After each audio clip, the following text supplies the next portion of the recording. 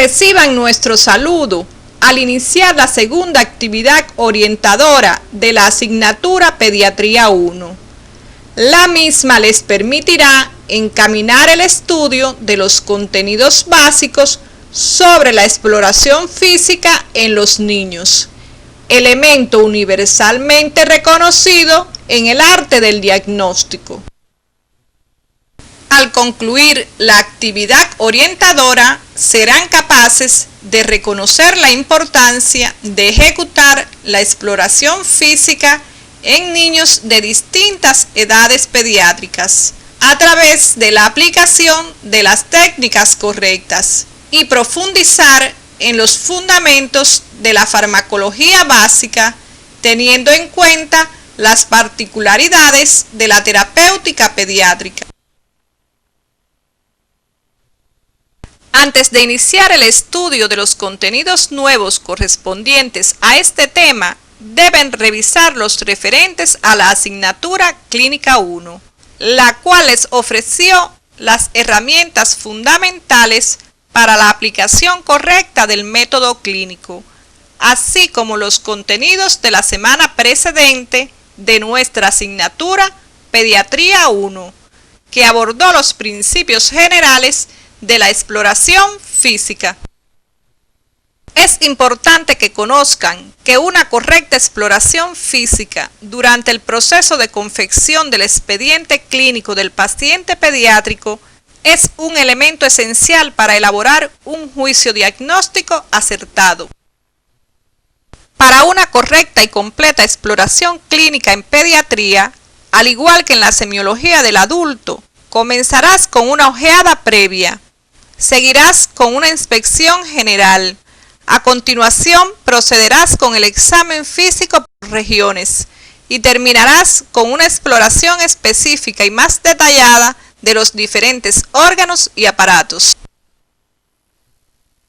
Iniciarán la exploración física general de los niños con las mediciones antropométricas. Recordarán que la evaluación del crecimiento somático a través de la talla, peso y perímetro cefálico es uno de los indicadores más importantes de la salud de los niños, y las desviaciones de lo normal proporcionan una indicación temprana de algún problema subyacente.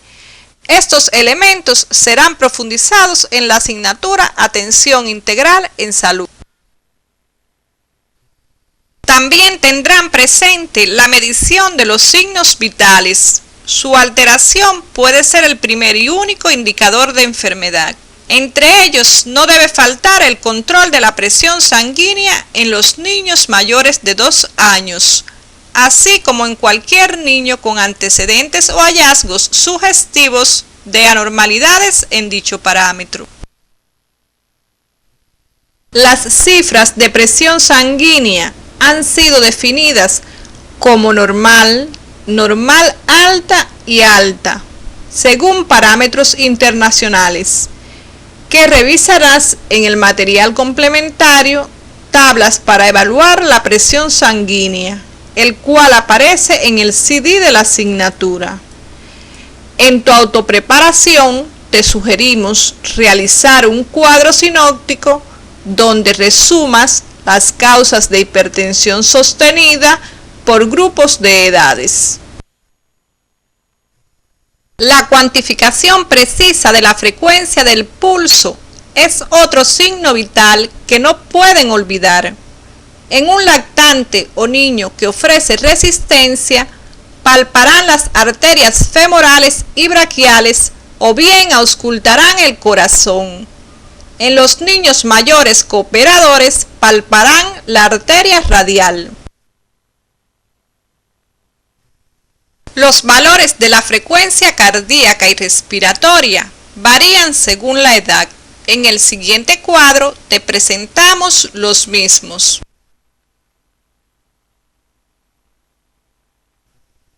Es importante que conozcan la utilidad de medir la temperatura corporal en los niños.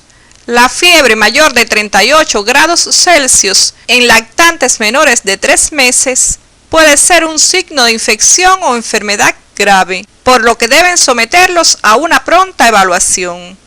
Consultarán en el libro de texto y en la galería de imágenes las técnicas para medir la temperatura rectal, bucal y del conducto auditivo. En la piel y faneras se explorarán aquellas alteraciones más frecuentes en recién nacidos y lactantes menores. En los niños mayores puedes encontrar semejanzas con las estudiadas en el adulto. En tu preparación te apoyarás en la galería de imágenes y en el libro de texto básico. El examen de la cabeza y el cuello siempre lo adaptarán al nivel de crecimiento y desarrollo del niño. Es importante la observación de la simetría de la cabeza y de la facie. Existen varios trastornos que causan asimetría craneal, algunos normales o benignos, pero otros indican un trastorno subyacente. En su preparación profundizarán en este aspecto.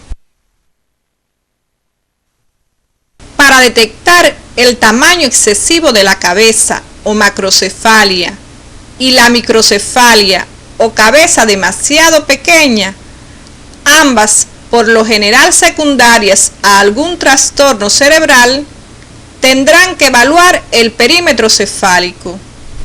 Las fontanelas y suturas las examinarán con cuidado.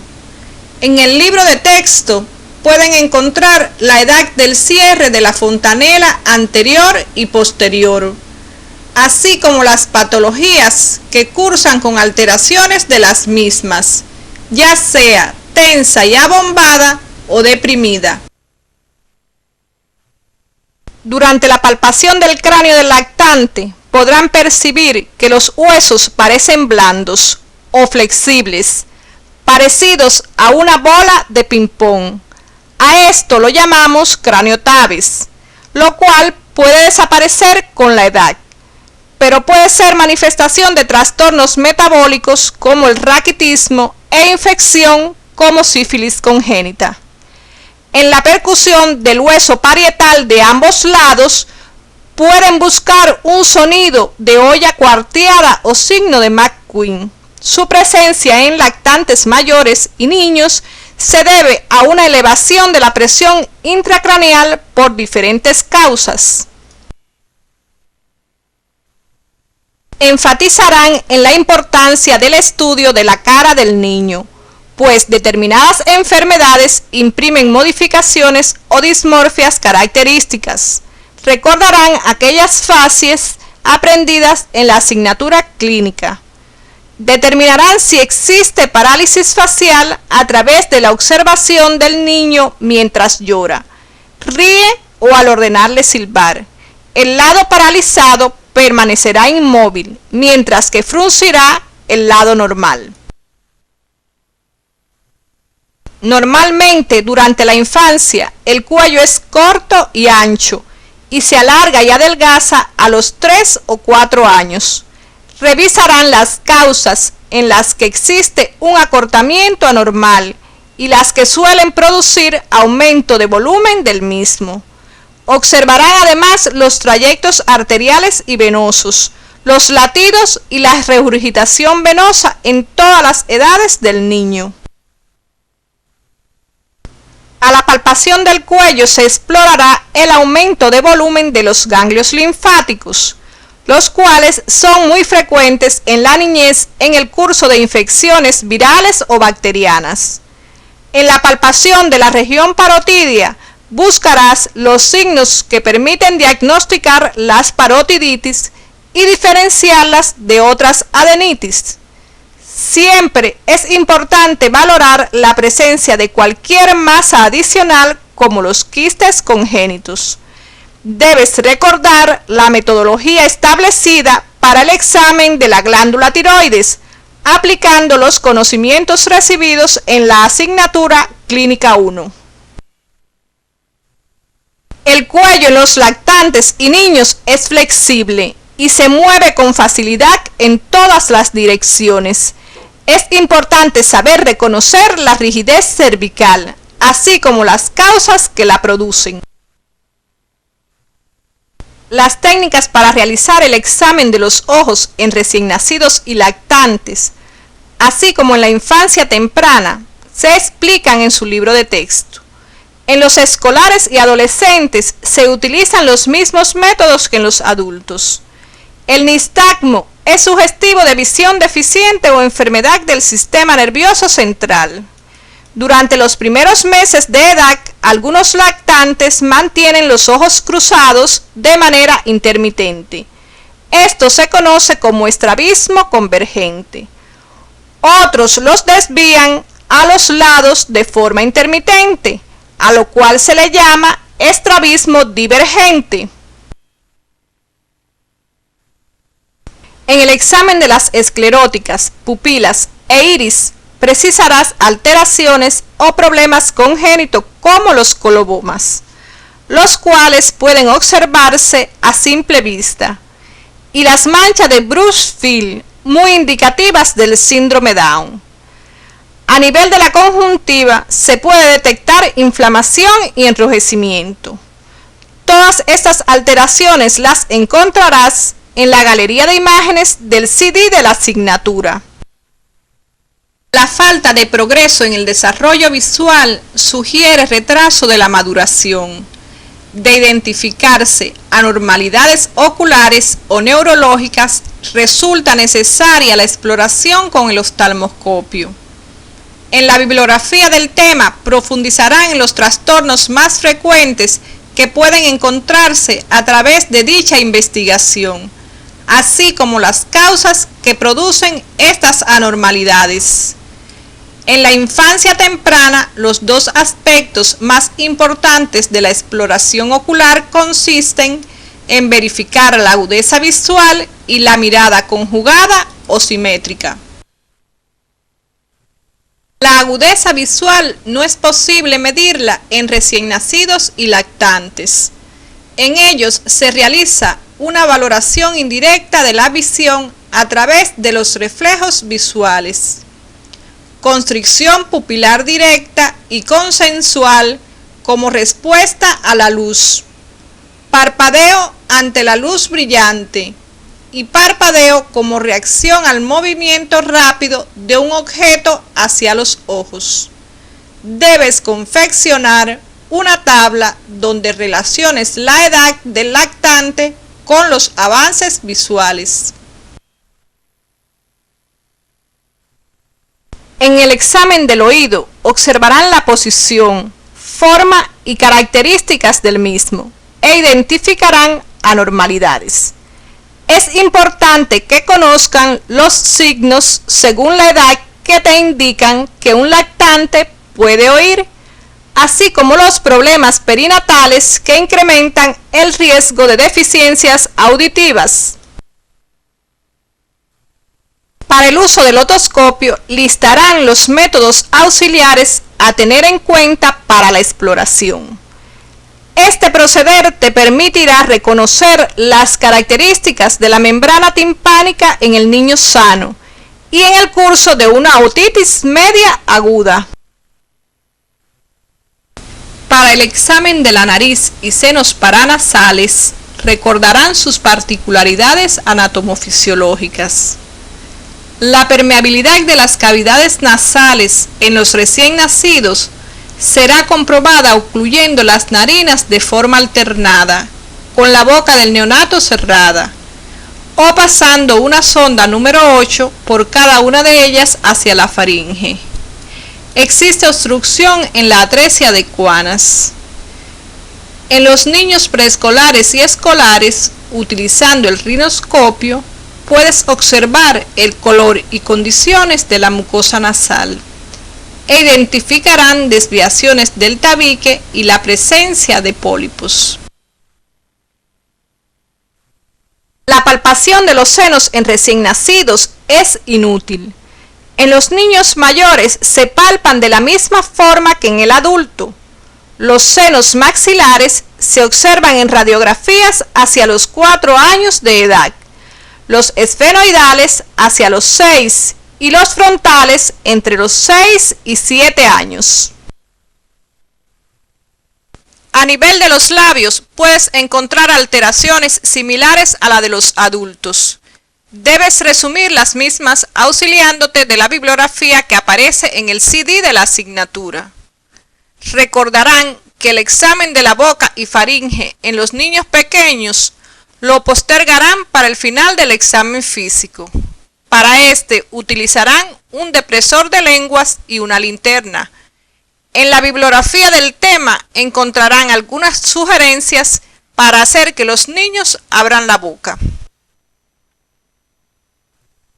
Puede existir limitación o imposibilidad al abrir la boca, como sucede en la luxación temporomaxilar o en el trismus causado por tétanos. Es importante percibir el olor del aliento, examinar la mucosa bucal y las encías. En estas áreas pueden aparecer signos típicos de enfermedades subyacentes. Para examinar los dientes, es importante que conozcan la edad aproximada de erupción de la dentición transitoria o primaria y la permanente, lo cual aprenderás en la asignatura Atención Integral en Salud. En ellos valorarán el momento y la secuencia de la erupción, su número, las características morfológicas, las alteraciones de color, sus condiciones y las anomalías de posición. En el piso de la boca apreciarán si existe frenillo, ránulas y flegmones. En el paladar buscarán alteraciones morfológicas y de la mucosa. Y en el velo interesa especialmente su movilidad. También tendrán en cuenta el tamaño y forma de la úvula. A nivel de la lengua y las amígdalas se precisarán sus características como el tamaño, su forma, el color, su posición y la apariencia. También en la lengua observarás sus movimientos, el aspecto de las papilas y la presencia de fisuras. Aprenderán a diferenciar las afecciones más frecuentes en ellas. Es importante que no olviden que en la epiglotitis aguda la exploración de la garganta es una contraindicación por la posibilidad de que ocurra reflejo nauseoso con obstrucción laríngea. Otro aspecto necesario es aprender a identificar la calidad del llanto y de la voz y relacionarlos con los posibles trastornos. La forma del tórax y los pulmones varía normalmente según la edad. En el lactante es más redondeado que en niños mayores y adultos. Además, la pared torácica es más delgada y con poca musculatura. Por estas condiciones, los ruidos pulmonares y cardíacos se transmiten con más claridad. El examen de la región mamaria es importante desde la etapa neonatal. A esta edad se puede observar tumefacción mamaria de causa hormonal. En las niñas mayores se incluye la valoración del desarrollo y maduración sexual, según los estadios de Tanner. En los varones puede observarse ginecomastia durante la pubertad y en algunos casos de cirrosis infantil o por la ingestión de medicamentos. Las respiraciones serán valoradas con cuidado a través de la apariencia general, la presencia o no de cianosis, la frecuencia respiratoria, el componente nasal de la respiración, escuchando los ruidos respiratorios y observando el trabajo respiratorio. Recuerden que es importante que la inspección se realice con el niño tranquilo.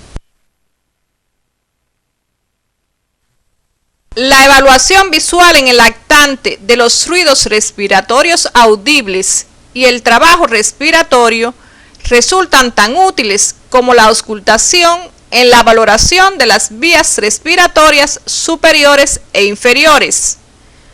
Los recién nacidos y lactantes tienen respiración nasal obligada y el aleteo nasal puede deberse simplemente a infecciones respiratorias altas por la obstrucción frecuente de las pequeñas narinas. La retracción supraclavicular, intercostal y subcostal en los niños menores de 2 años es un signo de enfermedad pulmonar. En las obstrucciones respiratorias altas predomina la retracción supraclavicular y en las bajas la subcostal. Es importante reconocer el estridor agudo y las causas que sugieren su presencia. Para ello te sugerimos estudiar estos aspectos en la literatura recomendada. La paradoja tóraco-abdominal es normal en recién nacidos y lactantes prematuros. Se considera patológico a medida que aumenta la fuerza muscular y disminuye la distensibilidad de la pared torácica. En los lactantes, la respiración en balancín es sugestivo de enfermedad respiratoria obstructiva. Los niños con debilidad muscular pueden tener movimientos tóraco-abdominales paradójicos ya con varios años de edad. Las características del frémito podrás precisarlas a través de la palpación. A causa de la excelente transmisión del sonido por el tórax, cualquier anormalidad en el frémito o la percusión señalará una alteración de importancia, como una consolidación pulmonar grande. La percusión no resulta útil en los lactantes. Solo después de llevar a cabo estas maniobras estarás listo para realizar la auscultación. Estudiarán en su libro de texto cómo explorar el aparato respiratorio a través de la observación, que incluye valoración del trabajo respiratorio, aleteo nasal y quejidos, antes de realizar la palpación, percusión y auscultación. Conforme los niños crecen, la evaluación por observación tiene menos utilidad y adquieren mayor importancia las maniobras antes mencionadas. Los ruidos respiratorios vesiculares o broncovesiculares y pulmonares adventicios tienen las mismas características de los adultos, con la excepción de que pueden ser más difíciles de distinguir en lactantes y muchas veces se presentan juntos. Tendrás presente que los ruidos bifásicos indican una obstrucción significativa por estrechamiento de las vías respiratorias intra y extratorácicas. Es importante que estudien las diferencias entre los ruidos de las vías respiratorias superiores e inferiores a través del cuadro comparativo que aparece en su libro de texto. La exploración del corazón y del sistema vascular es similar a la de los adultos. Revisaremos algunos métodos que te permitirán examinar al niño con mayor facilidad. Para ello es necesario la observación cuidadosa, donde buscarán la presencia o ausencia de cianosis, palidez y tinte grisáceo. La cianosis acompaña a muchas cardiopatías congénitas y enfermedades respiratorias, la palidez a la enfermedad reumática y a la coartación aórtica, y el tinte grisáceo suele encontrarse en los graves agotamientos miocárdicos. La observación de la frecuencia y el patrón respiratorios les ayudará a distinguir los trastornos cardíacos de los pulmonares. En las cardiopatías puede haber taquipnea, pero no aumento del trabajo de la respiración hasta que la insuficiencia cardíaca congestiva sea evidente.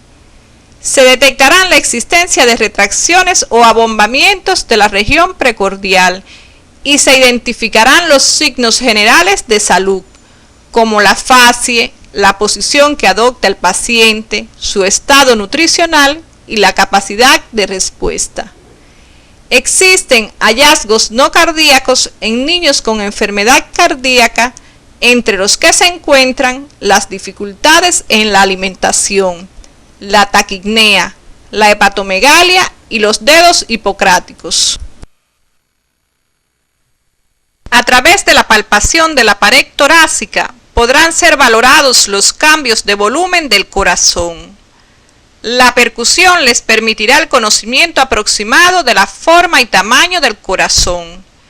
El área de matidez cardíaca puede estar alterada en niños con un corazón de tamaño normal. La auscultación es el método de exploración más importante. El ritmo cardíaco es más fácil de evaluar en los lactantes mediante la palpación de los pulsos periféricos. En los niños mayores puede hacerse por auscultación o palpación.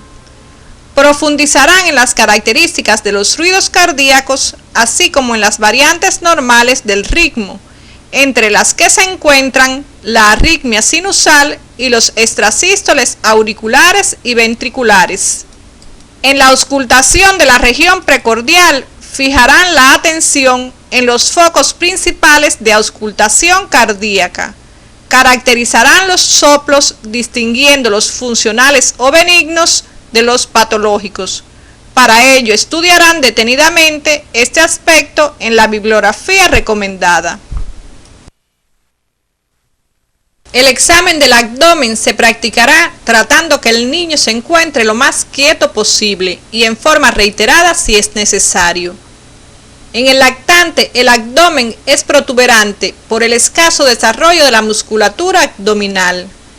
Es fácil reconocer en él los vasos sanguíneos de la pared abdominal y la peristalsis. En lactantes pequeños, delgados o prematuros, puede observarse peristaltismo normal. En la obstrucción intestinal y la onda gástrica en piloroestenosis se aprecia peristaltismo patológico.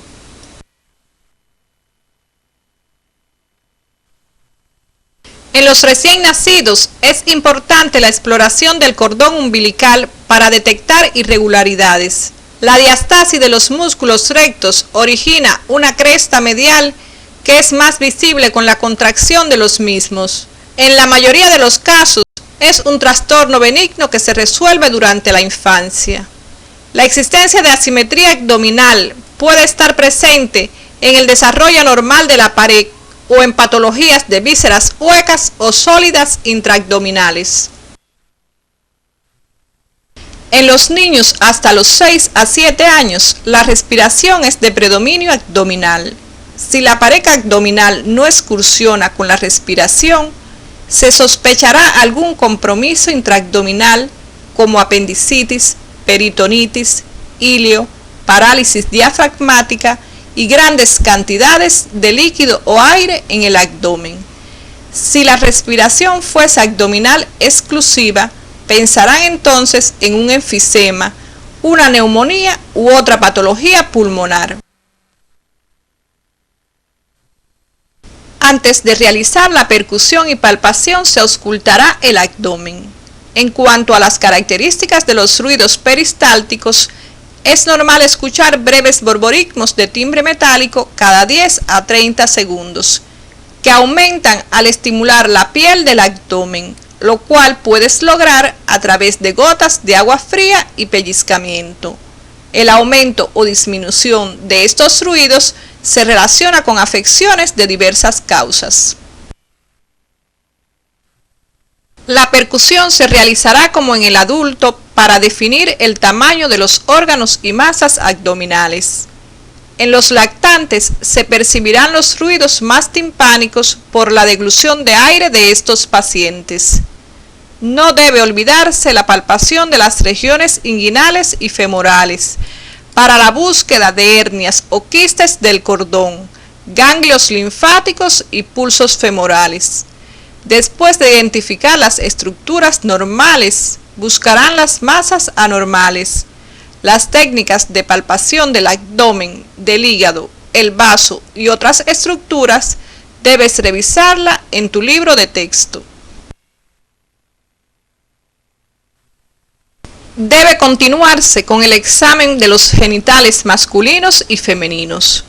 En el varón se revisará la apariencia del pene, testículos y escroto, precisando la ubicación del orificio uretral y las características del prepucio, así como cualquier anormalidad en el cuerpo del pene. Es necesario determinar la presencia de los testículos en el saco escrotal, valorando su tamaño, ubicación, sensibilidad y finalmente comprobarás si se transilumina.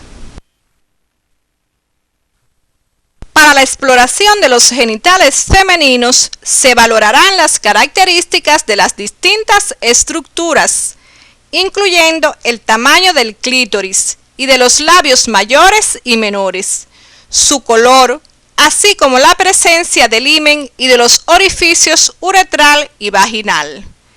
En la galería de imágenes podrás observar las variantes normales y patológicas. Al igual que en el desarrollo mamario, se precisará la madurez sexual según los estadios de Tanner.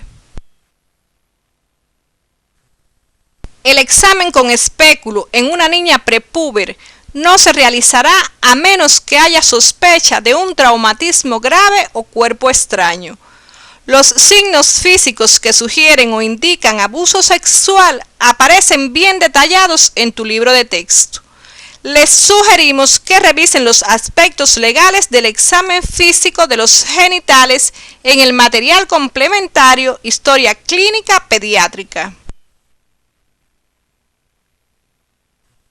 La exploración rectal no es parte del examen físico pediátrico de rutina, pero debe hacerse siempre que se sospeche una enfermedad intraabdominal, pélvica o perirectal.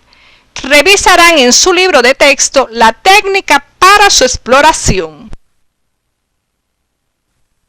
Debido a los enormes cambios que se suceden en el niño, sobre todo en la etapa de lactante, el examen músculoesquelético posee una gran importancia, permitiendo identificar cualquier defecto a través de la exploración de los miembros superiores e inferiores, de las clavículas, columna vertebral y caderas. En la exploración de las clavículas se pueden encontrar signos indicativos de fracturas, como aumento de volumen, sensibilidad y crepitación. Estas fracturas generalmente son secundarias a partos difíciles. En la galería de imágenes puedes observar esta alteración. En el recién nacido, las manos se encuentran empuñadas a causa del reflejo palmar. Al examen físico puedes encontrar defectos congénitos como colgajos cutáneos, remanentes digitales, polidactilia o sindactilia. Pueden existir anomalías sutiles a nivel de la columna vertebral del recién nacido, como manchas pigmentadas, parches vellosos u hoyuelos profundos. Cuando estos se encuentran a 1 centímetro o menos de la línea media, pueden estar sobre aberturas de trayectos fistulosos que se extienden hasta el canal medular. Las maniobras de Ortolani y Barlow se realizan para descubrir signos de luxación congénita de la cadera. Ambas aparecen explicadas en detalles en la bibliografía recomendada con imágenes que las ilustran. Es de gran importancia explorar las piernas y pies para hallar alteraciones del desarrollo. En el examen de las piernas se valorará la simetría, el arqueamiento y la torsión de las mismas. El arqueamiento de las piernas o genu varum puede ser fisiológico y se resuelve de forma espontánea a partir de los 18 meses de edad.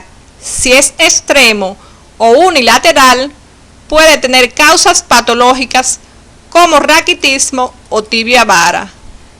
Tendrás presente que el patrón rodillas juntas, piernas en X o genu valgo alcanza su máximo nivel a los 3 o 4 años y se corrige gradualmente hacia los 10 años.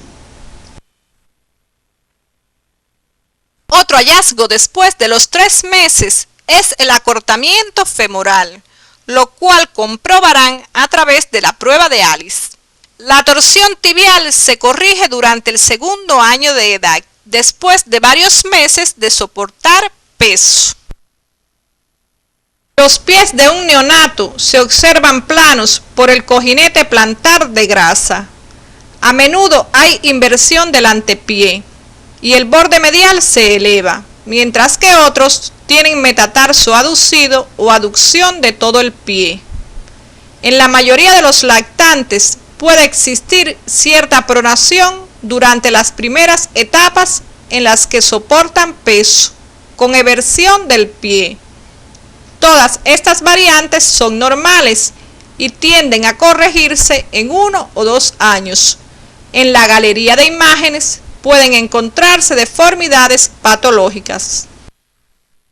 La exploración del sistema neurológico en los niños tiene varias características especiales, que incluye técnicas muy específicas, sobre todo en los lactantes, para valorar los reflejos primitivos que se presentan en ciertas edades y luego desaparecen, pero su ausencia o persistencia prolongada sugieren alguna anormalidad. La exploración neurológica del adolescente se realiza igual que en el adulto. Para el estudio de este sistema, revisarán la bibliografía recomendada y en el transcurso de esta semana se realizará la clase práctica, donde se profundizará en el examen del sistema nervioso del lactante. Finalmente, es muy importante abordar el indiscutible efecto beneficioso de los fármacos en el tratamiento de un proceso patológico. La terapéutica actual está presidida por una gran eficacia, con el inconveniente de mayores peligros de efectos secundarios y las llamadas enfermedades del progreso médico o iatrogenia. A la par, es necesario recordar que no solo se cura con farmacoterapia, sino que se pueden hacer otras actuaciones curativas importantes. Estos y otros elementos los encontrarán al realizar el estudio independiente sobre los fundamentos de la terapéutica pediátrica, para lo que te indicamos revisar los aspectos que aparecen en la literatura básica. Una vez concluida la actividad orientadora de hoy, arribamos a las siguientes conclusiones. En el examen físico general, regional y por sistemas o aparatos, inspeccionar, percutir, auscultar y palpar son importantes hoy como ayer. El desarrollo científico de la medicina no debe significar la renuncia al trabajo clínico tradicional. La exploración física tiene sus particularidades en las diferentes edades pediátricas y constituyen un elemento esencial para elaborar un juicio diagnóstico acertado, que permita a su vez trazar las pautas del tratamiento y dar la mejor solución posible a cada problema de salud que enfrentamos. Dominar las técnicas de exploración desde la lactancia hasta la adolescencia es una habilidad adquirida con tiempo y con esfuerzo, que se perfecciona de manera continua con la práctica clínica. Hasta aquí hemos abordado los elementos básicos que les permitirán encaminar el estudio de la semiología pediátrica y dar continuidad durante la próxima semana al tema relacionado con el recién nacido normal, constituyendo esta una etapa trascendental en la vida del ser humano, donde se ajustan los mecanismos fisiológicos para comenzar el paso y la adaptación a la vida extrauterina.